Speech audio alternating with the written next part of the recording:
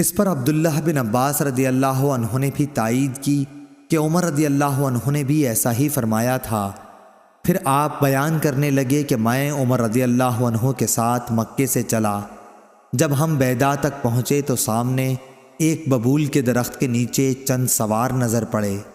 حضرت عمر رضی اللہ عنہ نے کہا کہ جا کر دیکھو تو صحیح یہ کون لوگ ہیں۔ ان کا بیان ہے کہ میں نے دیکھا تو صہیب رضی اللہ عنہ تھے۔ پھر جب اس کی اطلاع دی تو آپ نے فرمایا کہ انہیں بلا لاؤ۔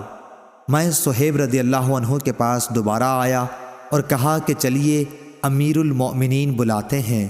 چنانچہ وہ خدمت میں حاضر ہوئے۔ خیر یہ قصہ تو ہو چکا۔ پھر جب حضرت عمر رضی اللہ عنہ زخمی کیے گئے تو صہیب رضی اللہ عنہ روتے ہوئے اندر داخل ہوئے۔